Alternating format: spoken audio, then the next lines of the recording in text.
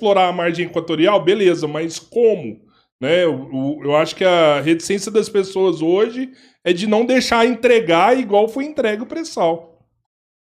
Mas se tiver uma alternativa, tipo, ó, não vamos explorar de forma positiva, que vai voltar pro brasileiro, a gente vai refinar isso aqui, a gente não vai vender como commodity e a gente vai ganhar dinheiro, um projeto nacional mesmo de desenvolvimento, eu vejo todos os biólogos que eu conversei a favor dessa exploração, sabe?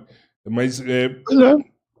Falta discutir isso, cara. É um assunto que não tá no debate público. E eu acho que a esquerda também seria a favor. Eu acho que a esquerda também seria a favor. Então, eu não vejo a esquerda, né, a favor de você entregar setores estratégicos, né? Igual, sei lá, a gente conversou com um cara da Vibraz lá, uma vergonha aquilo lá que tá acontecendo, cara.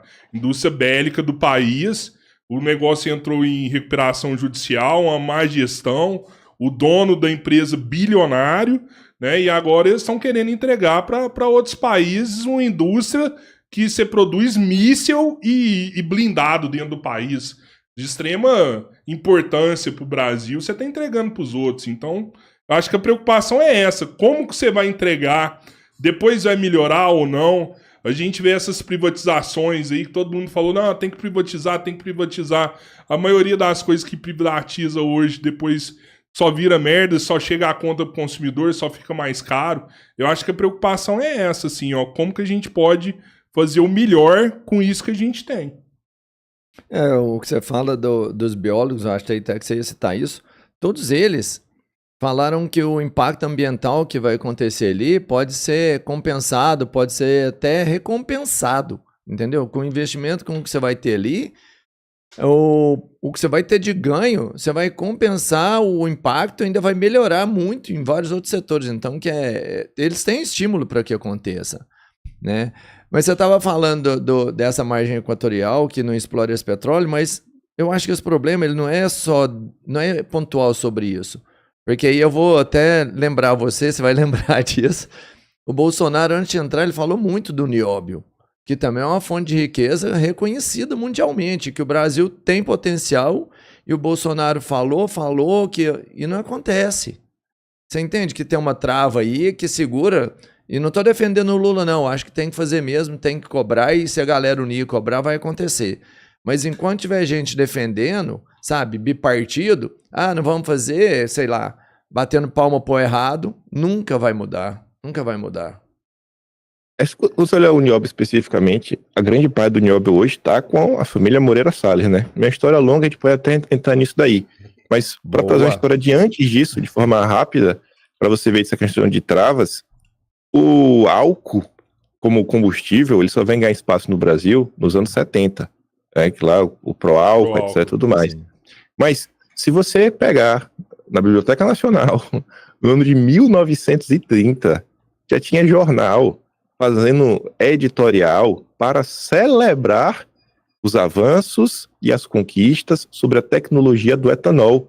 Caraca. E os caras citavam assim, que finalmente o Brasil iria parar de dar as suas riquezas para os Rockefeller. 1930. E não saiu do papel. Tem matéria, eu tenho essa matéria separada, um engenheiro mostrando como era simples adaptar um carburador para trabalhar com álcool para veículos de carga.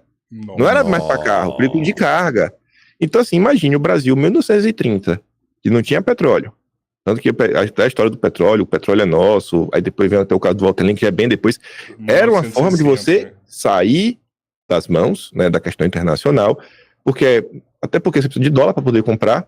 Se você não tem uma balança comercial favorável, você o tempo todo pegando empréstimo para ter dólar no país, né? Aquelas crises que tem com a FMI. Então você tinha ali o caminho e milagrosamente não saiu do papel.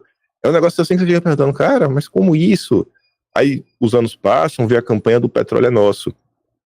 Um dos caras que foi até homenageado na época da campanha era o Arthur Bernardes, que foi nosso presidente da República no passado. Foi o cara que tirou o Brasil da ONU, brabo, na época da Liga das Nações, e foi o cara que, quando ele era deputado federal, em 1940, de 46 a 49, ele foi o cara que lutou para impedir que fosse criado pela Unesco o Instituto Internacional da Ilha Amazônica. Eles queriam criar, acho que na região de Santarém, se não estou enganado. Que basicamente, no final do dia, os caras queriam colocar um braço deles no Brasil para começar um processo, quem sabe no futuro lá, expropriar a Amazônia. E aí a turma foi para denunciar o que estava acontecendo, e o Arthur Bernardes comprou essa briga. Foi o grande nome que comprou essa briga. Aí tu pega os jornais da época, os jornais liberais, o Observatório Econômico Liberal, até o jornal de onde surge o Carlos Lacerda. Aí a galera botava assim, lá, ó, o jacobinismo brasileiro. Quando eu li isso, chamou muito minha atenção. Por quê? Quando você pega o Estadão, que é um jornal liberal, fundado pelos liberais, é o primeiro jornal do Brasil, basicamente, 1975, o jornal se funda, né, tanto faz 150 anos esse ano. O Estadão, em 2019, para tratar da direita, né, o que estava acontecendo, começa a falar da direita jacobina, para tratar as pessoas que estavam criticando, jornalistas e tudo mais, aplicaram os mesmos termos, né? Lá atrás, o Arthur Bernardes era o jacobina aqui também. Não estou falando comparação entre ambos, então só o papel da imprensa nisso. E aí o cara colocava em xeque lá, o Arthur Bernardes está usando, questionar a boa intenção dos cientistas da Unesco, esse mesmo papo atual de negacionismo, o cara não acredita na ciência, o cara está colocando em xeque aqui as boas intenções. E graças a Deus isso não saiu do papel. Aí o Arthur Bernardes era favorável à campanha do Petróleo é Nosso, que veio lá do governo Vargas e tudo mais, o Monteiro Lobato também era. Aí quem estava contrário era o Eugênio Goudin, Roberto Campos, figuras que sempre estiveram ligados a essa ala mais liberal entreguista do Brasil, até o termo era esse, né, entreguista, que não pode fazer isso, não pode fazer aquilo outro. E quando você vê a história de vida do próprio Roberto Campos, é uma figura que eu não consigo entender como a dita direita abraça esse cara. Acho que não existiria na política o Roberto Campos se não fosse o Walter Moreira Salles, né, o pai aí do Valtinho, do Churrasquinho, que fez o filme. Não tinha o Roberto Campos. O Goudin também seguia pela mesma linha, até na questão lá da reunião de Bretton Woods, que se cria o BIRD, etc, tudo mais. Quem estava lá representando o Brasil era o Goudin, junto lá com o Roberto Campos. Figuras que faziam parte desse alto escalão do Brasil. Então você vê as forças que já estavam contra a questão do petróleo. Aí, em meados de, acho que 1957 foi o ano, se fez no Brasil uma CPI. Eu costumo chamar de CPI dos Rockefeller, mas era uma CPI para estudar, investigar a presença dos trusts de petróleo no Brasil e como eles estavam utilizando suas verbas de propaganda. Aí ficou provado na CPI, provado em números, os documentos apresentados até o presidente de uma agência de marketing que existe no Brasil até hoje, e até o governo Lula acabou de contratar sem licitação recentemente, o cara assumiu que esses documentos são reais, e aí ficou provado que as empresas americanas, não só de petróleo, elas faziam propaganda no Brasil. Se você fosse favorável à campanha do Petróleo é Nosso, talvez você não recebesse dinheiro de Coca-Cola, GM, Ford, então assim, diversas e diversas empresas. Como é que a imprensa se mantém sem publicidade? Assim, você quer ter acesso à publicidade? Você não pode ser contrário à campanha do petróleo, você não pode ser favorável à campanha do Petróleo é Nosso. Então, ou você joga contra, ou você fica calado. Um dos principais jornais da época, que era o Repórter Esso, basicamente não mencionava, como se existisse uma espiral do silêncio. E aí você teve uma CPI para aprovar isso por A mais B. Você fala, poxa, cara, mais uma interferência nessa questão de petróleo. Você avança um pouco nos anos, aí você vai ter o caso do Walter Link, 1960, 61, mais ou menos. Os caras contrataram um geólogo que tinha trabalhado na Standard Oil, empresa dos Rockefeller, e veio ao Brasil, pagaram milhões para esse cara no final do dia. E aí o diagnóstico dele é que o Brasil não tinha petróleo. E se tinha, não valia a pena explorar. Mas olha pro Brasil hoje, tem petróleo? Tem pra caralho. Então, essas questões, você vê, ela realmente tem algo a mais. Tem algo a mais. As mesmas pessoas, por exemplo, hoje você fala, não, tem uma parte da esquerda aí que acha que se não fosse para entregar a margem equatorial, apoiaria. Beleza, concordo. Mas você lê todo santo dia alguém na imprensa falando que não é para explorar a margem equatorial. Sim. E aí quando você olha essa pessoa, às vezes é um ongueiro, às vezes é alguém que recebe algum apoio da Fundação Ford, do Onseide da vida, do ANED da vida. Aí você fala, ô irmão, mais uma vez, será que essa opinião é tua? Ou essa opinião está vindo de fora? De forças maiores, forças transnacionais. Sim. Então, o Brasil ele precisa urgentemente, né, voltar, ser independente, que eu acho que o Brasil nunca foi independente. Uma coisa só para devolver a palavra para vocês, que eu acho que estou falando demais. Eu estudei na escola para a independência do Brasil.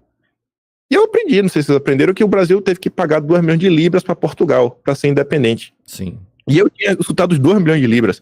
Mas eu nunca tinha me perguntado, quando era criança, Por que em Libra? Porque Libra não era moeda de Portugal. Se não é de Portugal, era da Inglaterra, tá? E na Inglaterra não tinha Banco Central. Tinha Banco Central, de onde que veio esse dinheiro? Eu nunca tinha me feito essa pergunta. No dia que eu fui, fiz a pergunta e fui na Biblioteca Nacional analisar, tem discussões no plenário da Câmara, 1825, eu acho, do povo criticando o empréstimo para pagar Portugal, que os juros dos Rothschild eram grandes demais. Aí você fala, cara, não é conspiração. Foram os Rothschild que financiaram a independência, que nunca foi independente, criamos nossa dívida externa lá, mas que coincidência. Esse é o Brasil. Véio, que loucura, né? E, inclusive, esse dossiê que você fez aí é o Araci, não é? Como que chama Araci? Araci. Né? Eu chamei de Araci porque o personagem central era o Ivan Haslocker, que era o Araci, né? Era o codinome dele ali, né? E isso. Eu vi que você fez ele tem um mês, mais ou menos. E engraçado, porque agora o Trump soltou os documentos do John Kennedy, né? E ali nos documentos do John Kennedy tem que o Brasil tinha 5 cidades que hospedavam a CIA no Brasil, que era Recife, Rio de Janeiro, São Paulo, Curitiba... Brasília e Porto Alegre. Brasília e Porto Alegre.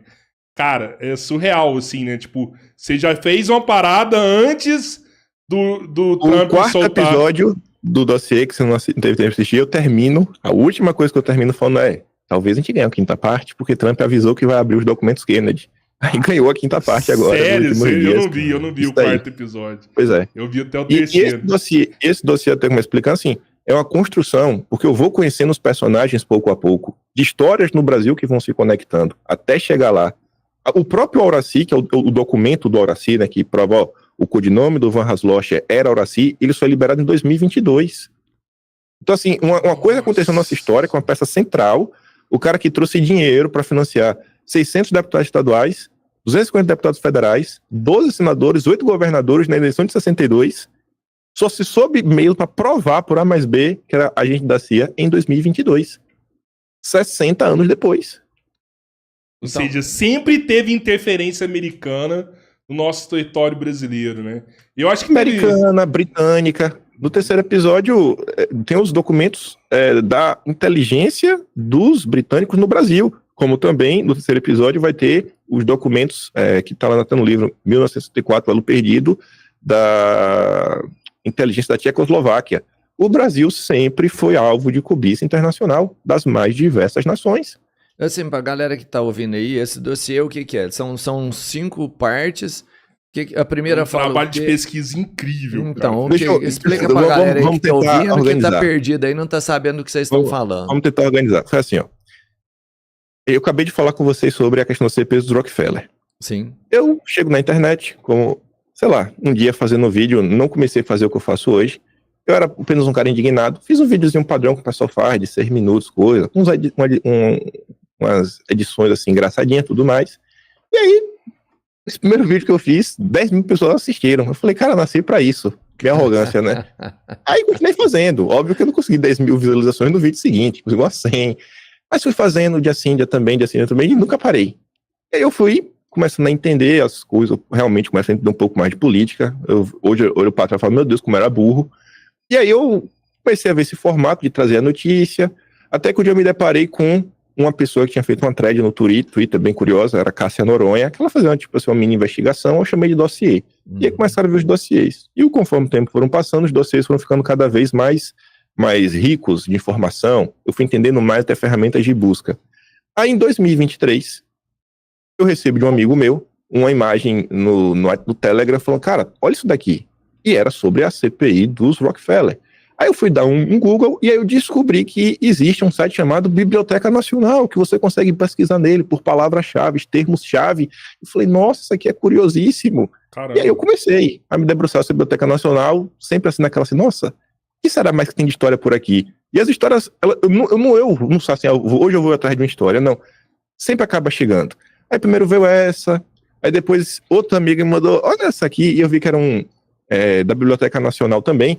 Aí era curioso porque... eu lembro. A outra foi sobre o Clube de Roma. Por que eu falei do Clube de Roma? Porque estava tendo uma discussão sobre transição energética no Brasil, o COP e tudo mais. Aí, olha a minha pira. Eu falei, quando será que foi a primeira vez que algum jornal brasileiro falou sobre transição energética?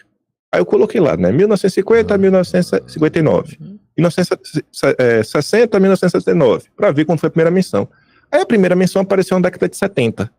Uma reportagem especial. Aí já chamou minha atenção, né? Pô, uma reportagem especial, página inteira, Jornal do Brasil. Aí tava lá o termo, transição energética, pela primeira vez. Aí eu fui lá, o autor. Quando eu olhei, eu tô fulano de tal, Clube de Roma. Eu falei, opa, eu sou conspiracionista, eu já vi essa história de Clube de Roma em algum lugar. Aí fui atrás, pesquisei e acabou virando dossiê com muita informação que eu falei, cara, mudou minha visão.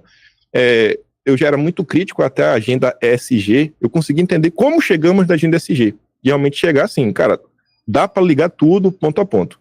Aí no mês seguinte, um amigo meu falou, cara, olha isso daqui. Ele mandou a notícia que aparecia um nome, Herman Kahn. Eu falei, pô, já me chamou minha atenção, porque nessas pesquisas do Clube de Roma apareceu esse nome, Herman Kahn. Em que contexto eu não faço a mínima ideia, mas já bateu aquele estalo na minha cabeça e foi indo. E aí esse processo foi crescendo. Aí certa vez eu estava ouvindo uma aula, um amigo mandou, do Thomas Juliano, historiador. Aí ele fala que no Brasil, na época do Império, foi criado um grupo, uma sociedade secreta chamada de Burschenschaft Paulista. A Bucha. Isso. Aí eu fui atrás para ver se a história é verdade. E eu vi, pô, realmente é real. Matéria na imprensa na época, né? Tava ali toda a nata da sociedade brasileira que se reunia ali dentro da Faculdade de Direito do Largo de São Francisco. Aí a turma do Estadão vem daí de dentro, né? O Júlio de Mesquita Filho, foi Bucheiro, tudo mais, um monte de gente. Aí, no meio dessa história, né? Isso ficou muito na minha cabeça. O tempo foi passando, e aí que veio o estalo seguinte, que estamos chegando na Horaci, que, pesquisando mais sobre a Bucha, meses seguintes, eu achei um livro em inglês, que analisava o papel da Faculdade de Direito de São Paulo na Revolução de 32, e o livro em inglês, um escritor em inglês, tinha inúmeras informações sobre a Bucha. Eu falei, cara, como é que um cara que mora fora do Brasil pode ter tanta informação sobre a Bucha, sendo que autores nacionais não têm? Como é que esse cara teve toda essa informação? Ele faz aí parte. Eu cheguei no... Pois é, aí eu trabalho do Quinto Elemento, eu mandei no grupo. Eu falei, galera, vocês conhecem aqui esse nome? Porque esse nome aqui não me é estranho, o Dulles. Acabou o Dulles? O Dulles lá, pô, não, Allen Dulles lá da CIA. Eu falei, da CIA? Aí eu falei, não, secretário de Estado. Eu falei, mas peraí, que história é essa? Eu fui olhar. Aí tem realmente, tem dois irmãos. Um foi secretário de Estado, que é o ministro das Relações Exteriores, e o outro foi o primeiro diretor da CIA, basicamente falando. Só que não era nenhum dos dois. Era, na verdade, o filho do secretário de Estado. Era o Dulles Júnior. Aí eu falei, rapaz, que coisa, né? Isso chamou muito minha atenção. Aí eu fui ligar, cara, como é que esse cara sabe tanto de Brasil? Eu fui ver que ele era historiador e veio para o Brasil cuidar da Hannah Mine. Mano, isso não faz sentido. Como é que tu estuda história e vira CEO de mineradora? Que história é essa? Aí eu fui na Biblioteca Nacional começar a olhar. E aí, começando a olhar sobre isso daí, aí eu comecei a achar textos vinculando o Dulles a questões ligadas a Jânio Quadros e questões de mineração, porque aí que entra toda a discussão que o Nióbio até acaba na mão dos Moreira Salles, e graças a essa questão da Hannah Mine. Aí entra também no contexto da CPI do IBAD. Eu falei, CPI, IBAD, que história é essa? E foi uma CPI que teve no Brasil no passado, onde em 1963 tinha dois grandes grupos que estavam operando. O IBAD era como se fosse assim, um grupo de financiamento, onde o dinheiro vinha, chegava para financiar a classe política, e o IP seria um braço de informação, da defesa da democracia. E as pessoas apontavam que vocês estariam juntos pelo movimento golpista de 64. Aí o Ivan Haslocher era o dono do IBAD. Haslocher era o dono do IBAD.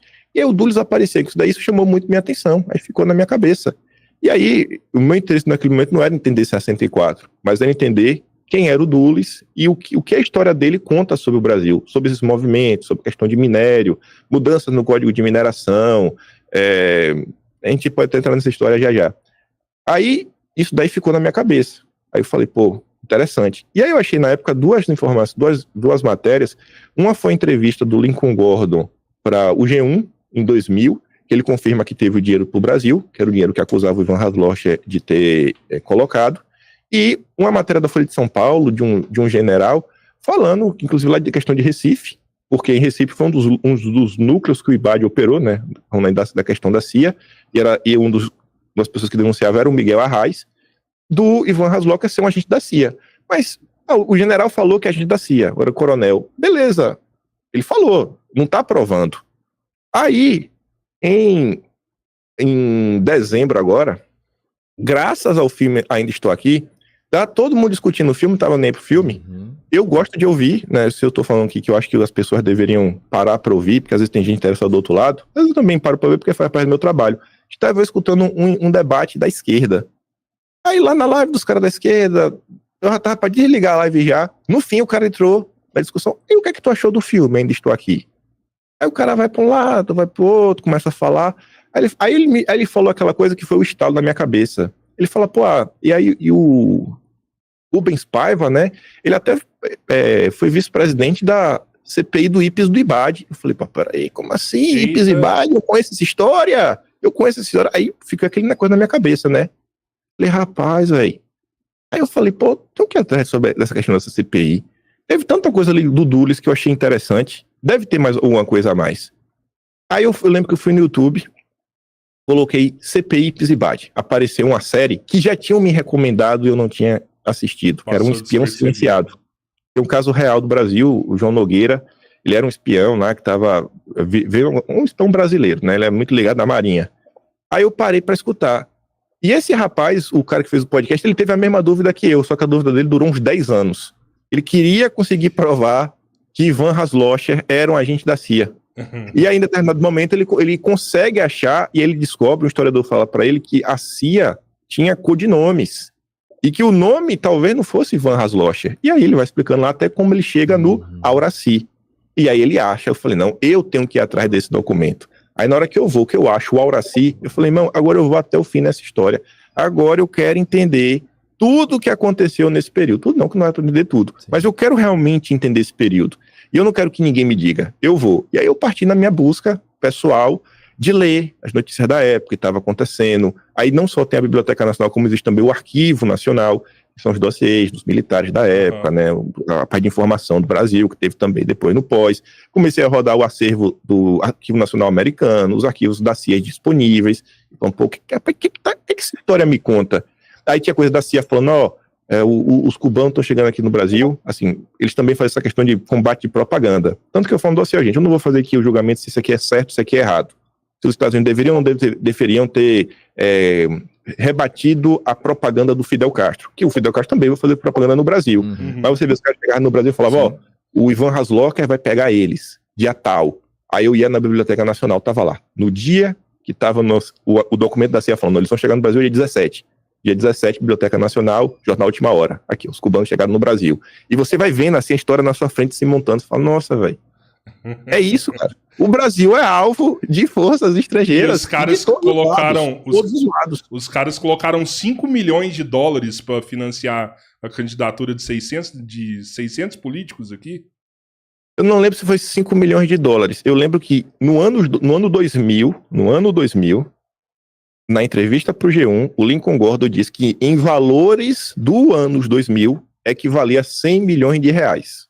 Quanto é 100 milhões de reais nos anos 2000 hoje? Não sei. Aí tem que fazer também isso daí para trás, caraca, lá para 62. Nossa senhora. Teve uma parada também que você falou desses bucheiros aí. Os presidentes, os líderes dos negócios, que tudo era desse grupo, né? Todo mundo era desse grupo. Isso. República Velha. Aí vamos lá. A bucha. 1830 e pouco, chega ao Brasil um cara chamado Julius Frank, que não era nem o nome verdadeiro dele. Aí existia essa sociedade secreta lá na Alemanha, ele replica isso no Brasil. Era basicamente uma confraria, tipo uma maçonaria da vida. E aí os caras tinham uma guinada mais liberal, que tinha o Brasil e tudo mais, né, republicano, não era favorável. E aí eles se juntam, começam a fazer o trabalho de propaganda, aí o Estadão entra aí nesse processo. A direita gosta muito de falar de positivismo. Existem alguns livros dedicados a mostrar como foi a bucha, uma das principais responsáveis até por trazer, né, o positivismo para o Brasil e para dentro do setor militar. E aí eu sei que os caras vão, e assim como 64, que essa é a minha visão hoje, a classe empresarial transnacional brasileira conseguiu manipular as Forças Armadas para fazer o que eles queriam. Lavar os militares de boca aberta, dar um golpe de Estado, mal fica no poder, e assim que vem a confusão, você pega lá a Constituição dos 5. Primeira, dos 5, 3 eram bucheiros. Aí já no Deodoro, os 3 principais ministros, que era o Bocaiúva, que era Relações Exteriores, Campos Salles, Fazenda e o Rui Barbosa, todos os 3 eram bucheiros também. Bicho. Aí ao longo de toda a República Velha, todos os presidentes eram da bucha, até os de Minas Gerais. Também tinha estudado na Faculdade de Direito do Largo São Francisco. O partido, quando eles se elegiam por São Paulo, era o Partido Republicano Paulista.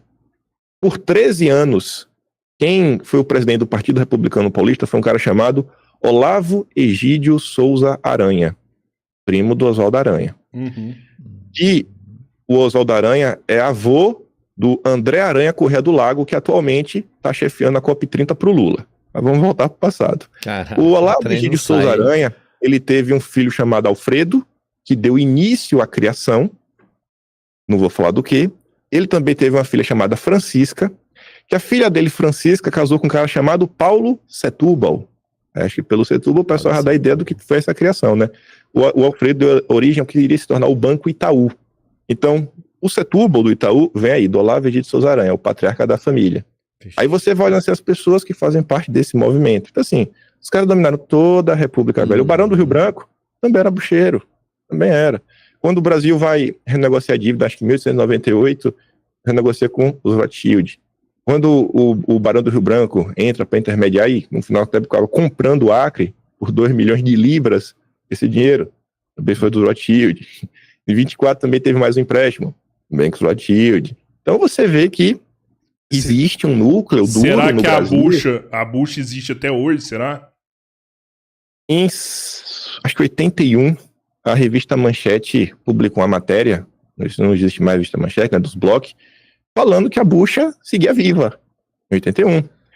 E aí a revista Manchete colocava que a bucha ainda estaria por trás dos movimentos ligados a 64. Se está viva até hoje ou não, não sei, né? Tem que perguntar pra galera. Tem muita gente importante que sai ali do Lago de São Francisco. Né? Pois é, o próprio Michel Temer, né, foi presidente, acabou sendo um ministro também muito poderoso aí. Vários ministros aí saíram de lá, né? A bucha será que é o centrão?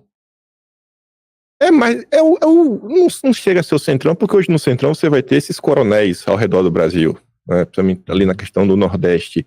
A bucha é o establishment brasileiro. Essa nata aí, de toda essa galera... Porque o pensamento do Brasil, e pelo menos como eu vejo hoje, pode parecer não, mas no final do dia, porque o pessoal pode divergir na palavra, mas é como se o Brasil sempre fosse um país liberal. Mas é aquele liberal entreguismo, como o Cabeleiro estava comentando. Sim. Tudo no Brasil é você entregar algum setor que você tem para alguém. E normalmente esse alguém tem algum vínculo com forças internacionais. É sempre assim. É sempre assim. Essa é a história do Brasil. É como se o Estado tivesse a serviço de oligarquias ligadas a famílias específicas.